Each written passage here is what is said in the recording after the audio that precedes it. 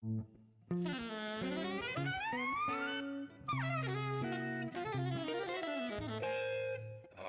Jazz.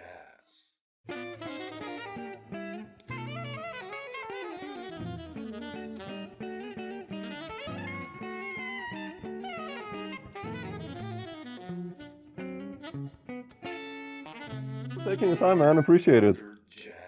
Oh yeah. Thanks for getting in touch. That's Yeah. you know. Well, I don't know if you remember a platform, eMusic, years ago. It worked, and you could have like a subscription. And Yeah. when Line Zero came out, I actually bought that record, and I love that record. And I'm still waiting for a Oh, thank you. Oh my goodness, yeah, that's a while ago. Holy Yeah. crap. eMusic. I don't know if I ever got any money from that, but Oh, of that's course I'm not. happy you could buy it. Yeah, but That's no, but funny. I wanted to start this talk actually by you know asking you what's happening on the department of band leading for you. Like, have you been working on something new? Like, because you know I think that's the only one I have by you. I mean, you have like the collab work, you know, with Thomas, and which I want to dig into later. But what's happening on the band leading department? You know, the band leading department is there. I got, I think, 3 different projects ready to go to record.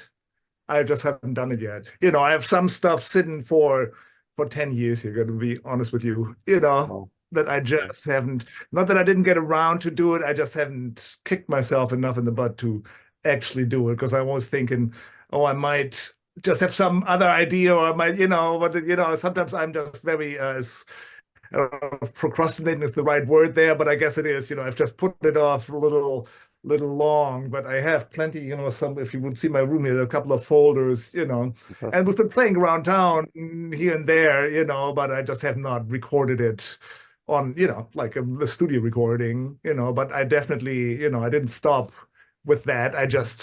I don't know, you know, if I look at some of my colleagues, I'm like, oh my goodness, you know, they put out like whatever, you know, they think of something and boom, it's out in the world. And I'm just a little slow on that, I guess. Okay. No, because I love the writing on that album. It's amazing. You know, I listened to Line Zero today, and it's like, damn, it's still contemporary in a sense, even though it's 25 years old. It's still, you know, all meters, free shit, like it's going everywhere, like really rhythmical and modern and ornetish almost in a vibe. Like, Yeah, it has, you know what? Let me put these earplugs in here. I oh, think sure. do a little better. Yeah, but thanks. It's hold on. Sure. I think this is going to be easier. Can you hear me? Yeah, super. No, the mic is also way better. Yeah, Okay. Oh, excellent. Good. fantastic. So yeah, no, I'm very happy you enjoyed it. It's yeah, I don't know what to tell you. You know, it's I have It's stuff, so you know, I long. have Yeah, stuff yeah. kind of in the same format, Okay. you know, kind of the same format of a band. And, you know, it's just been sitting, you know, I've been collecting more and more songs, so I could make a couple of records with that by now, I Okay. feel, you know. I just have to do it, you know, and then thanks for reminding me in a way to just kick my butt a little bit more. Yes. Now looking forward when it happens, definitely. But otherwise, I wanted to start also with the insight that you did with Thomas and Heberer, and you know, Yeah. two Germans in New York. It kind of almost makes sense. But like, what's your story with Thomas? When did you guys hook up? Well, Thomas is funny because he's no, we're roughly from the same, you know, we're roughly the same generation Yeah. and coming from roughly the same place in Germany even, right? And he was, I remember, you know, when I started really getting into it in Germany in my like teens, late teens, he was already in kind of all the magazines. You know, he was just a tiny bit older, but already he was out there and it got very well documented. So his name was always on my horizon. I saw things that he did and it was great, you know, just incredible. And then, but it took a while, so we met here somewhere in New York in, I don't even know, like 2010, something like Quite late. that. Okay. Yeah, quite late here and here in New York through, and I'm not, I do think through Butch Morris, but I'm not a whole, you know, I'm a little foggy there. And yeah, we've been, you know, really close friends. since then and played in various different, constellations and whatever. And then during the pandemic, I guess he wrote all this music for that record. So that's really all done by him. It's all recorded, his music, produced. Yeah, it's his thing. And we had we rehearsed it a lot. We'd just meet up here in my place, right here actually in this room, and just work on this stuff, and then recorded it. I think in 2001. It was still like, you would still go on the subway with your with your masks on, whatever. So it was still in there somehow. And it was really interesting. The process was interesting because it was all, like I said, all his music, but I think we made it our own just by getting into it quite a bit. No, it's beautiful. Yeah, it's so nice because it's a duo, two instruments. Yeah. Quite intimate. Yeah. Yet complex also. I mean, yeah, he had a plan for that. That was for sure. There's a whole concept behind it, like two different ones actually, two different concepts from what I understood, but they mixed really well. Yeah. And yeah, for me it's great because really, like I said, for me he was a name already when I kind of grew up with the music, and just being friends anyway. It's great, and playing and then having a document is even nicer. Yeah, definitely. How was it like for you, growing in? It was still West and East Germany, obviously, mid-'80s. And but what got you excited for jazz? Was there a moment like when you mentioned like Thomas was in the magazines, like you remember you heard a record or a concert that you said like, shit, I want to do this music? Or yeah, my father was a very dedicated amateur musician, I should say. He played a lot. He played guitar and banjo in like a New Orleans style band. And like really like very dedicated. Like sometimes he'd be gone like 40 weekends in a year, like really a lot. And I would travel with him then from really young age, just this would be like gigs in bars and on Sundays at 12 noon when other people were at church or came back from church, and then they would, just get drinking their beers or whatever. And that was like a thing, and I loved it. I loved the whole, everything about it. I like the music. I like just the hang. I don't know, as a little kid, it was very impressive to me. So at a certain point, I started playing something too, it was just like, oh, I should try this too. It was just really fun to see. So I picked up a clarinet and then found a saxophone right afterwards, and I was like, okay, this is it, so I went with the saxophone. And then, my musical taste, that's the funny thing. As soon as I picked it up, I didn't want to have anything to do really with his style of music anymore. It was also maybe some kind of rebellion. And at that time, the like mid-'80s was a lot of, New York kind of music in Germany. There were lots of festivals, lots of, the downtown scene was very well represented, So I went to a lot of those, and it was just, I was kind of clear on what I wanted, I was really, it took me, I was like, wow, this is it, let's go for it, and yeah, I never looked back really from there, At the same time, and it's just funny. I remember the other day because I got my record player back to work. I went to record stores. I bought like Ben Webster, Dave Sanborn, and John Zorn in the same day, and I loved it all. So for me, style was a little less of a concern or whatever. It was just like all of it was interesting. Yeah. When did you start playing gigs? I mean, obviously you moved to New York later, but did you already play gigs professionally in Germany prior to New York? How was that? Oh yeah, yeah. Oh, you did? Yeah, definitely. So I started, still in my teens. I wouldn't call it professionally. I was, teenager. But then I went to study in Germany too, which was still was the last year of being Western Germany, so it was pretty hard. I took a year off just to, get prepared for all the auditions and whatever. And there weren't just 5 schools in Germany. And for me, my motto was, okay, if I get into one of these, I'm just going to do it, and I'm just going to go for this. It was kind of like that's the bar I set to myself, for myself, which is a funny thing looking back, but that's just how it worked. And then, then I started studying. Yeah, I started playing, as much as I could, for sure. You stayed in Bremen because you're from Bremen, right? Or did you move to a different town? Or yeah, I went to Hanover. Hanover, okay. Yeah, and then I studied there. I stayed there until I basically until I went to New York afterwards. You know, for a while I was living in Berlin too, which was cheap at the time. So I had both going on. So, you know, it was a good mix of things. Yeah. Yeah. How come you decided to go to New York? I mean, what was the main trigger for you? It's the main trigger. It's funny. I always wanted to. I'd never been here before I actually moved, which was Wow. and so I met my old saxophone teacher from Hanover, you know, 3 years after I finished there, or graduated. And he's like, "Oh, Christoph, there's this it's called the German Academic Exchange Service. It's like a government-run exchange service for students to study abroad. It's like, hey, you can go to New York and they pay for it." And I'm like, "Oh, boom, that sounds good. You know, let me check that out." And so I applied and did the auditions and whatever. And next thing you know, it's like I got the yes, you know, the Oh, okay. wow. And I did have to go back studying, which at that time I was like, I don't know if I wanted that because I was kind of done with it, but it was the best decision ever to do that. I went to Manhattan School here, and then actually went for the master's and got a second year of finance as well. And then I just stayed. Yeah, it was as simple as that. You know, I always wanted to go, but that was like the real kick in the, you know, Yeah. just like it made it easy too in a way, you know, because I had a plan somehow, you know. Yeah. So yeah, that was my late.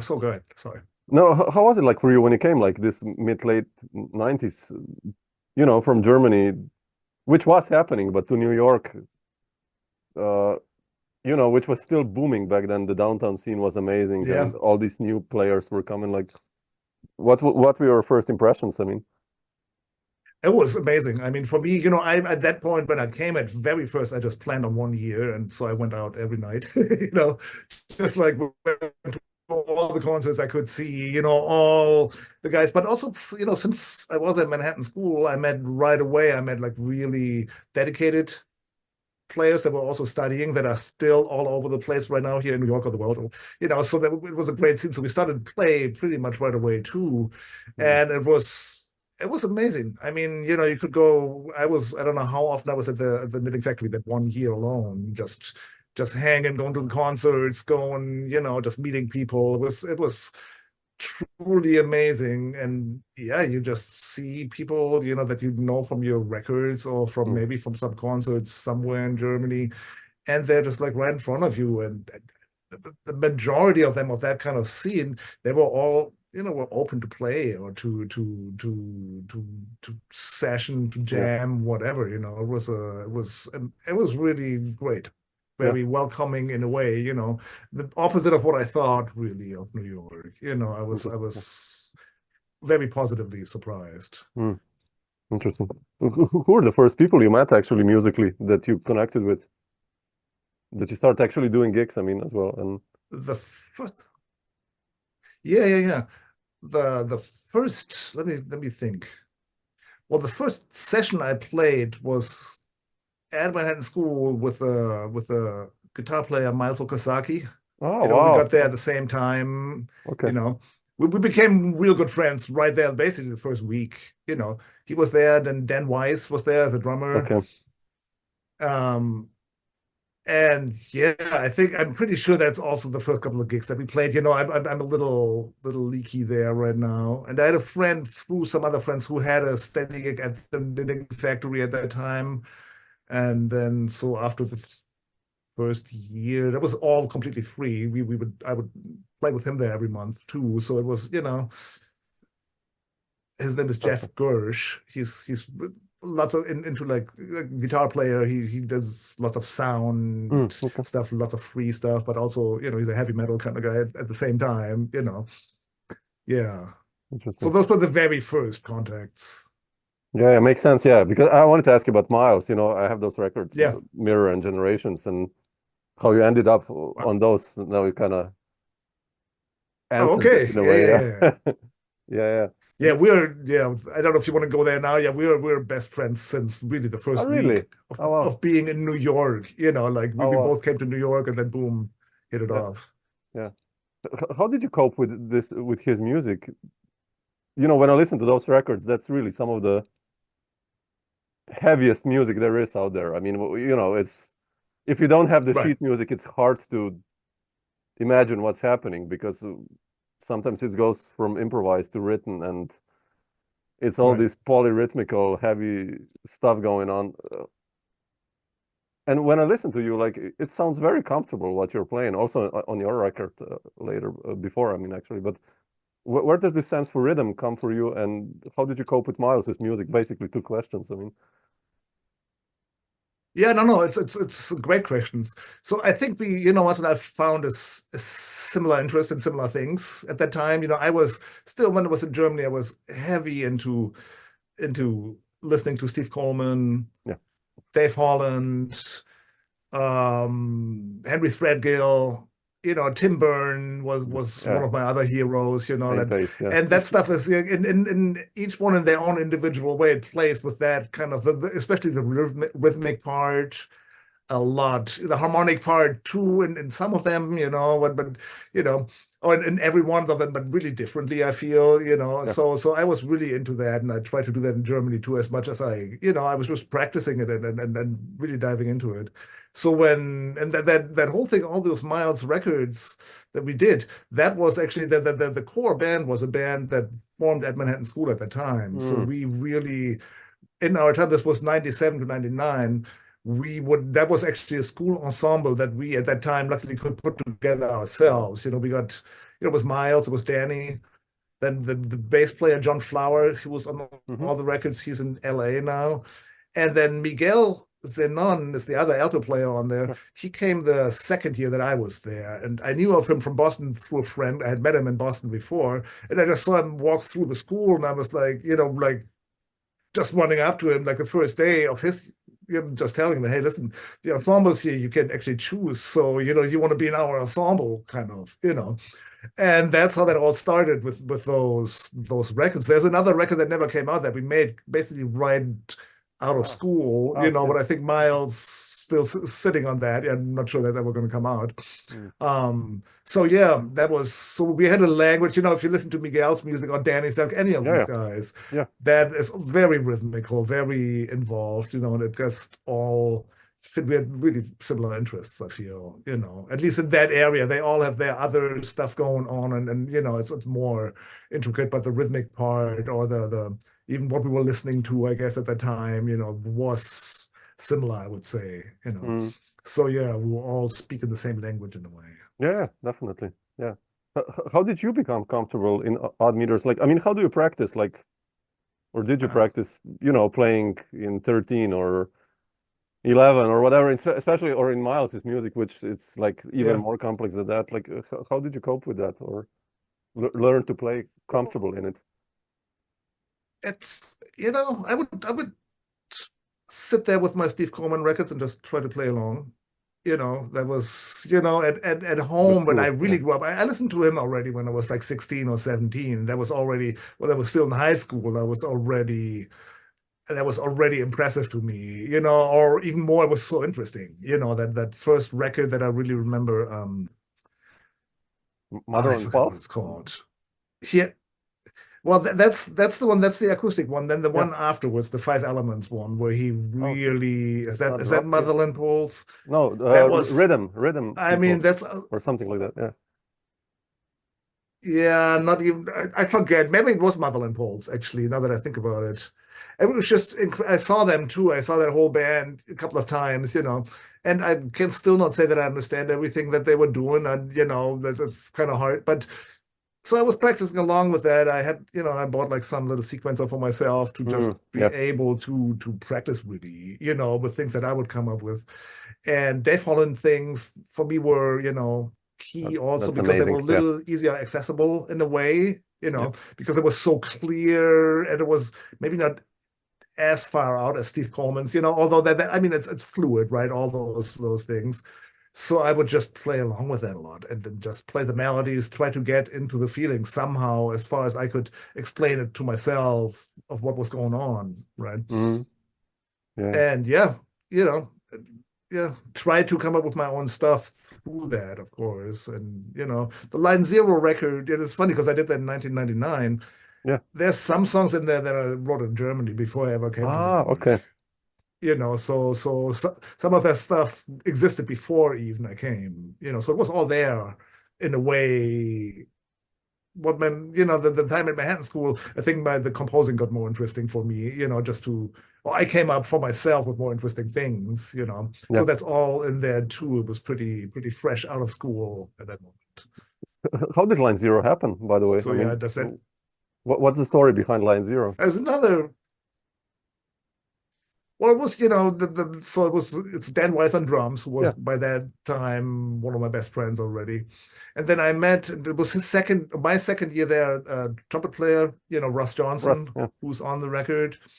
He came back to New York and to Manhattan School, so we met and we clicked right away. And it was always, for me in Germany to find a trumpet player that I would feel like that would be on that level, I just honestly never had really, and with him it was just like my long lost brother in a way, we were really, really clicking. And then Bob, the bass player Bob Bowen, was a good friend of all of ours, and always very capable of doing any of that. So yeah, we played around town quite a bit. And then I thought, we should just record this, and then came out on a nice label, Omnitone at the time. Beautiful at that time. A lot of stuff was happening at that moment, Yeah. And Bob was on there already with another band, so he got me in contact, and then we recorded for a day, and it got on there. It was my, at that time I was pushing for getting that music out there a lot, Yeah. And it came out great, I mean, from my feeling, it was like, it was fun to record. There was no stress, you know what I mean? Like, it was a great record date. Yeah. In that respect. Yeah. I'm so happy I have that record on my computer, because otherwise it's impossible to get it. I don't know what happened with Omnitone, because it's like Pete McCann did a couple of records, and I think John O'Gallagher and all these guys, amazing roster, but it's impossible to get those records. It's like, so. Yeah, I don't know what happened. Good question. I mean, it just went barely up. It was a one-man production, right? It was one guy here, Frank Tafuri in New York. And I guess at a certain point, it just went, he put a lot of effort into it. And with that, I would say a lot of money too, And because if you look at the CD, I mean, like just the whole booklet, like it was really, there's a lot of work in it, So I'm not quite sure what happened really, but I just assume it's a financial thing. But hey, listen, I don't probably know, So I don't know if the catalog then ever came out again. I assume not. If you're saying that, I assume it didn't come out afterwards. No, I searched like on Spotify and on YouTube Music and Bandcamp, everywhere if the album is available. Still, I couldn't find it, which is a shame, because it's such a nice record, and thanks. Yeah, it's funny, you're making me really feel like I should put, because I have a band ready to go, like, so maybe I should just come on. Yes. Go. Yeah, exactly. We all need these pushes all the time, I think. So I know we get lazy. The balance is always the question, right? Like how much do you invest where, like what it's life balance. Yeah, band leading costs money also always, and it's like, I know how it is. It's exactly. You have to pay the bills first, actually. But exactly. Christof, how did you end up on that Lee Konitz record, and your story with Lee and playing in that band? I mean, that's such a nice one as well. Yeah, that was one of my. So I started playing with him in 2007 already. So way before we made the record. Wow. The record was made much later. That was it was also, this is a known net, right? And that was a different known net. And I really got into that through the guy, the band leader in terms of writing and organizing, which his name is Ohad Tamor. Is a terrific. Ohad, you know amazing. him, great. I know him, Yeah, he's amazing. Terrific player, terrific writer, terrific human being, Another, whom I met also at Manhattan School at the time. So it's all really, lots of that goes back to that. So, and then in 2007, I just went, he had a band with 2 bass clarinets actually, and, with Lee. And then they both couldn't make some tour in Europe. And then he asked me to do to do that, and that's Oh, how I wow, got into okay. that. Which was great. And that was I just flew to Madrid, I think. No rehearsal, no anything, right on stage. Madrid Jazz Festival was kind of a big deal for me at the time, with Sure. Lee Konitz anyway. It's still a big deal. It's still sometimes I'm like, well, pinch me, that actually happened. And yeah, that was that. And then years later, he made plans for this, the latest, that was then Lee's last record, Yeah. turned out because of the pandemic. He passed away during the pandemic. And I played clarinet on that one, which was for me not just Lee, which is already fantastic, but like kind of a challenge because that's not necessarily my first instrument, you know. So for me, it was great, and just to be on the same record as Lee Konitz is just already an honor, and he plays, so it's such a document of, I don't know, it's like his like bare soul there. He was like in, I think, early 90s already, but playing still every note is like has like some weight to it, Yeah. So really it's quite the experience. Of course, yeah. But you play with him just in this bigger group context, right? Like No Nets and yeah. No Nets. That was always No Net. That was kind of one of the, and his No Nets go back to, I don't know when. I know some in the 70s, Yeah. he had the No Net going. So that seems to be one of the Lee Konitz things. Never the smaller groups. No. Fantastic, yeah. I mean, I wanted to also ask you before already, like, how do you write music, by the way? When I listen, I mean, it's a wide question, but like when I listen to the tunes on Line Zero, it's, there's like this beautiful melodies always, and then rhythmical part, of course, with the bass lines and bass clarinet, sometimes doubling for, like, what's your process on writing? Or even now, I mean. Yeah, it's kind of, I mean, I've expanded it, but the basic thing is still, I write it on my instruments, more or less. I do, I'm not sitting at the piano normally trying to compose. Normally it's something, most cases it's really the bass clarinet where I get an idea and then I just try to expand on it and try to see what I can do with it. So it's pretty much really, or if I play saxophone, then it's written for saxophone. You know what I mean? I tried sometimes to play the ones that I wrote for bass clarinet to play on saxophone and vice versa. And it works, of course, somehow, but it doesn't feel the same, Yeah, the character. And then a lot of times it's really written for either the players or at least for the instrumentation that I'm thinking about. If I'm writing something without a harmony instrument, then I'm trying to make the bass line, the juxtapositions, so that there is implied harmony, more than if there's a harmony instrument, which I don't do that very much with writing for harmony, like the traditional jazz harmony structure where it's, the lead sheet melody and then and it's all just the chords and whatever. It's which I love, I love to play on it, but it's not normally my composing style, So that's why I don't have much of a harmony instrument in the composition. There are harmonies in there, that's for sure. Of course. But they really come through the lines, that I'm, and then, sometimes I record whatever I have onto, and then I try to find a second line, just playing along with it. That's great, yeah. So, so it's pretty much for that. And a lot of times it's really, I have an idea for whom specifically or for what ensemble at least this is for. Yeah. That's the best writing. The very short version. Yeah, sure. I think for me it works, for me it really works. It makes the most sense for me, at least, personally, to do it like that. I'm not that much, I'm not a composer. I'm normally I just compose for myself, really, like for my groups, right? So I don't know how I would fare writing for other ensembles. That would be where I'm not even involved, that would be an interesting thing to do. I've never really gotten to that point, I guess.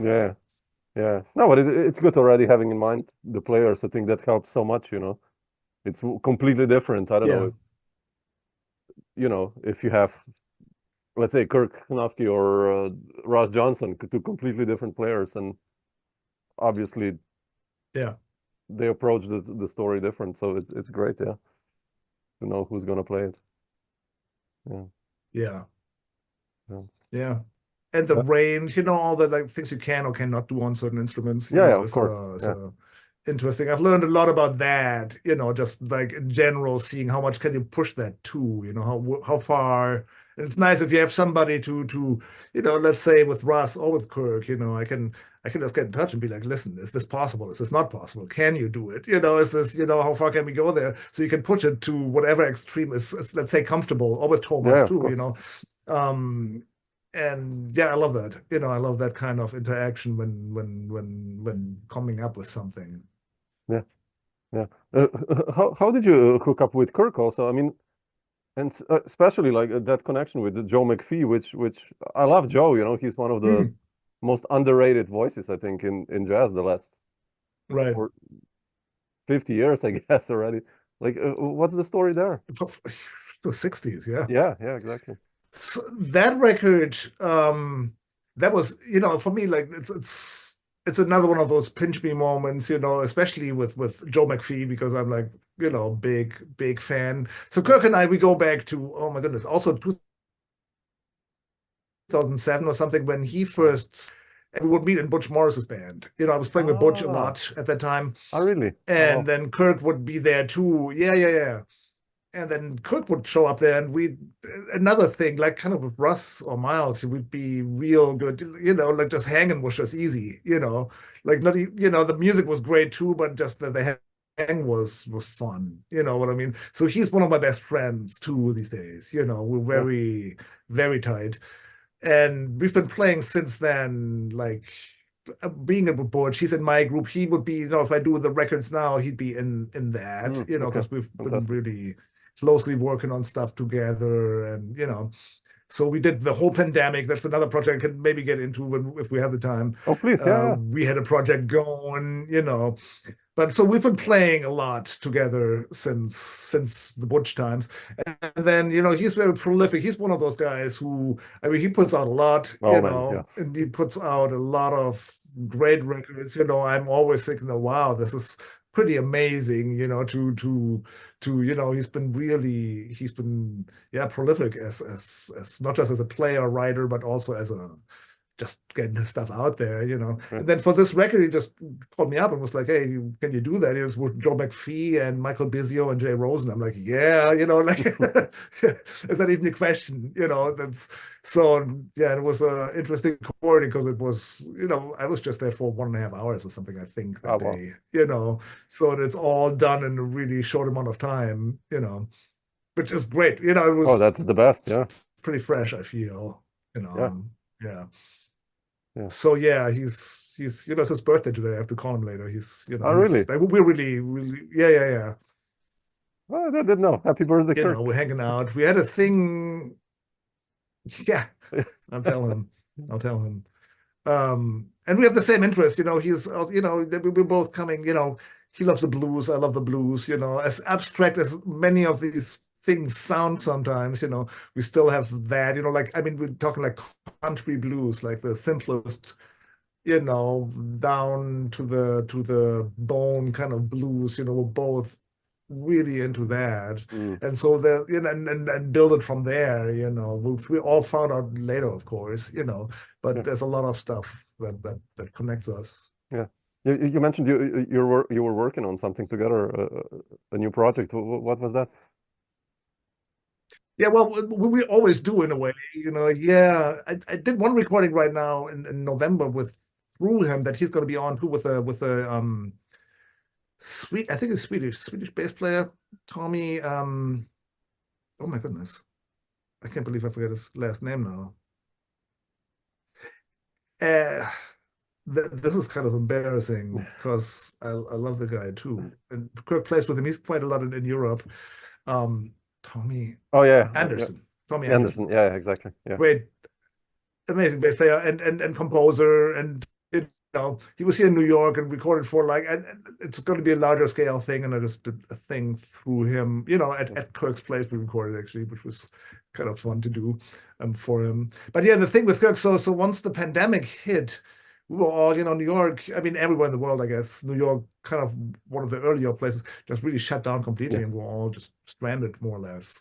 So him and I, we did this project, which I think we went like for nearly 2 years with this, where we would call each other up on Sundays, like, have a beer together and then record something together, but like, we talk about what we were going to do, and with a pretty precise timing of things in terms of, let's start at whatever 5:30 and go to 5:34, and we're going to try to do this and this in those 4 minutes, more or less. That's very. And then we do this, but we couldn't hear each other, of course, because he was in Brooklyn, I was here. So we just, I just play for myself and record it. He'd play for himself and record it, and then he would send his stuff over, and we would I would put it together. Right. That's fantastic, actually. And then listen to the results. And, it's actually, it was completely fun to do. It kept us both, I think, at least practicing and going, and like having like a, also like a Sunday afternoon, having like some kind of plan for the, some kind of a goal for the week in a way. He might have had other goals too, but for me, that was one of the big ones. And we did like 70 or 75 tracks of this. Wow. We collected them. It's another thing I'm still sitting on right now. Man, we met then after this was all kind of done. So we would meet for like, I don't know how many Sundays this comes out to, and then we met at a certain point, like afterwards, for a whole weekend, just to go through this stuff, just thinking, okay, let's see what we want to throw out and not keep, because it's, you can't hear the other. It's like there's a whole lot of, no matter whether you have a plan or not of what you want to do, there's, and we're not talking about like compositions necessarily. It's just like a broad, like let's, sometimes it was completely free. Sometimes just an idea, like after 2 minutes, let's land on the sea or whatever, it could be any kind of thing. And then we listened to all of them. We honestly we just threw 5 of them out, and the rest we kept, because we're like, okay, they're all musically valid, they have something. And now that comes out to like 4 CDs, so we have to still figure out what to what to do with all that stuff. It's there, and maybe Bandcamp is going to be the place to put it at a certain point, because it's so much material. But so that was a great project just to get through the pandemic in a way. It's you check in with each other every week. It had so many, like the social, like that kind of component to it. And musically, it was just interesting just to, once I would put those 2 tracks together, just to see what actually came out of that, or listen to it, was always super interesting. Man, you have to release that. Just that's all on my computer. Yeah. Would be great to hear that. It's like a document, it's like a real document from there were more projects like that, I realized afterwards people did stuff similar, but this was for real, and of course, because it's but it was it was great. And with him and me, some of the stuff, I'm like, well, it's kind of as if we're listening to each other, as if we're standing there next to each other, and we can actually hear what the other one is playing. It's really interesting it's a great exercise anyway, just to do if you have a partner, just to try this with. It's fun. Yeah, I did like a couple of these long distance records during the pandemic, just to keep sane, and then in the end we released them, for labels, like for Natsu or Clean Feed, and the reviewers intentionally on 2 records I didn't write that it's long distance.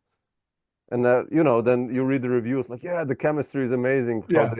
That was the magic that was there in that room in that day. And I was like, man, we were like 3,000 kilometers away, and not really. If you only know. But that's great, what you can achieve. I mean, fantastic. Amazing. It's great. It's really, and I heard more. I did more of those kind of things in general.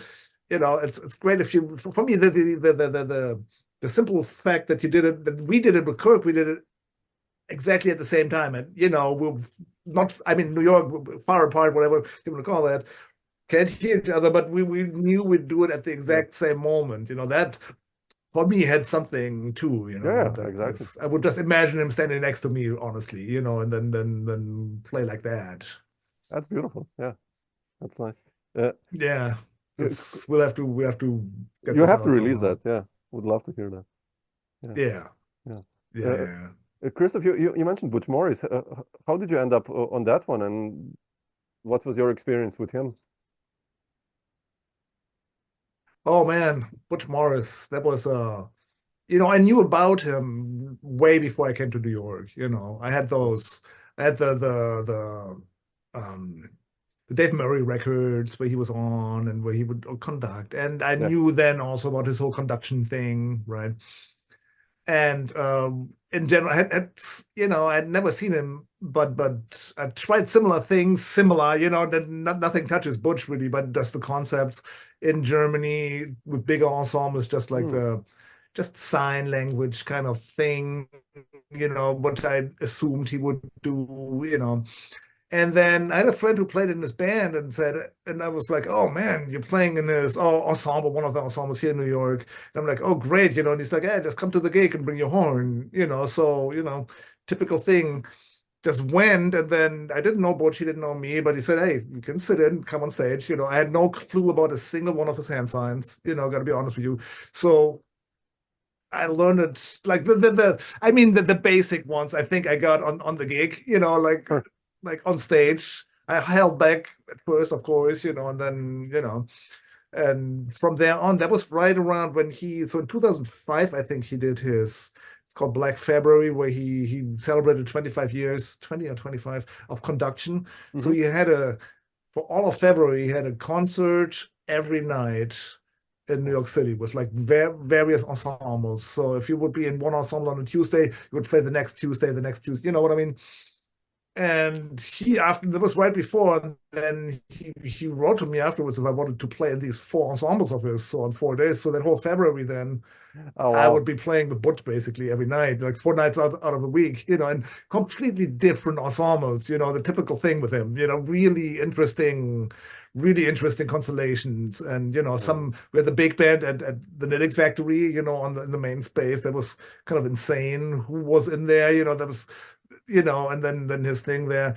And we played at this place, Zebulon, which was big at the Mm-hmm. time Yeah, sure. in New I York remember. Yeah. too. So anyway, it was, so I loved what he was doing. He seemed to accept me, let's say, I want to be careful there, because he was very strong in his opinions, or could be, Yeah.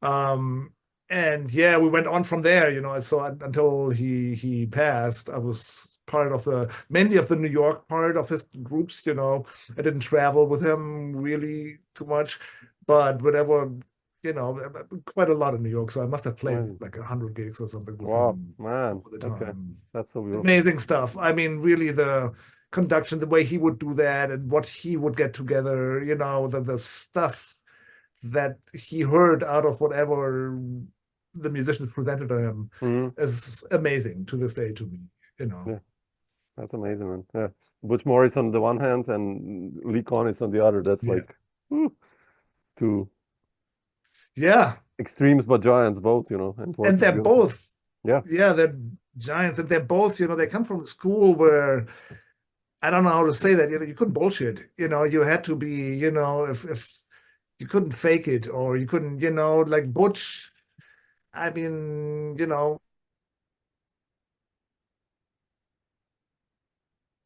fit into what he wanted you to do, right? And I've been on gigs where he would kick people out of the band on the bandstand. oh wow. And for me, and Lee Konitz in his own, didn't do that, but in his own way, Yeah, yeah, in a way, these guys are old school, and it was kind of, direct. I liked having like it's like a real honest mirror in front of you. You don't get like any, you either survived in it or not in a way. I don't know how else to say, especially with Yeah, Butch. yeah, It's and it's I like that. Sometimes I'm missing that a little bit. Like the real honest, like sometimes it's too nice. People are all great and that kind of thing. And this is but he was very clear, let's say. mhm. And that's I love it. Yeah, It's that's important. Yeah, and like I said, the sound, just the sound worlds. Yeah, it's important. I feel, if you as an artist want to yeah, again, I don't know how to formulate that without being, it's for me as a growth But as no, an true. artist, Yeah. those kind of things, especially in New York, were really important. Yeah. Yeah. Just to get a clear feedback. Yeah, that's quite missing nowadays. Many times, it's like it's funny. Like you mentioned this direct approach. You know Jacob Bro, right? Jacob Bro from Denmark, the guitarist. Yeah. And Yeah. he did this record with Lee Konitz. You have to check this. There's a documentary, and he's Danish, and Lee obviously his hero. Mhm. And then it's on video, and like he goes to Lee like in the studio, like, yeah, Mr. Konitz, like Lee, if you can, this is the melody, but you can kind of play. You don't have to play exactly. And Lee like looks at him like, yeah, so what? You basically just want me to fuck around. And Jacob is like, I mean, yeah. I love that moment because it's like this careful and gloved, and Lee's just like, okay, what? So that's basically what you want me to do, right? Yeah. So Yeah, tell me what you want, right? yeah, I love that. Yeah. That's kind of what you said now. Yeah, it's direct. Yeah, That's so absolutely. beautiful. It's good to get a clear feedback. Or or it helps me to be clear, Yeah. approach things in that Yeah. way. Absolutely. Then you know what to do as well as a musician. Then it's easier. Yeah. Exactly. So yeah. But Christoph, Yeah, exactly. what's still on the schedule for you for this year and project-wise, or do you have some tours planned up in Europe, or are you still coming back to Germany or Europe, or? I have nothing. No, no, I did, and it's funny, I was there way more before the pandemic because I go back anyway, but I would go 3-4 times and play with German friends of mine still.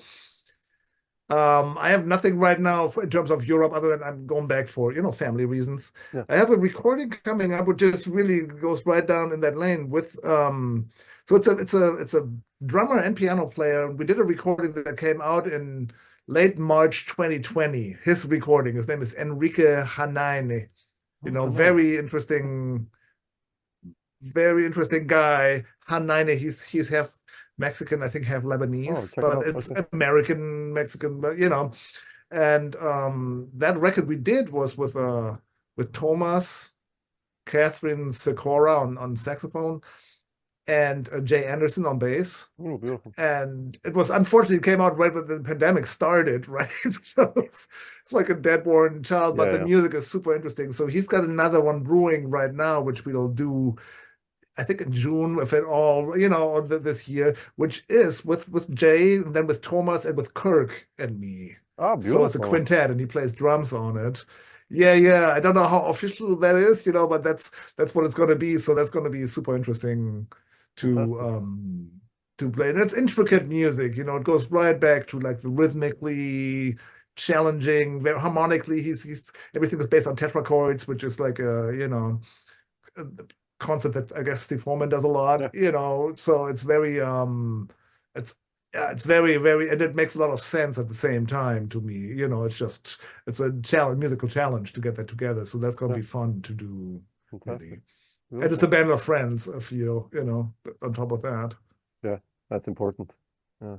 So that's the next thing coming up. I got my solo record, another thing, I want to do a solo record, which I've been working on for a while on the material.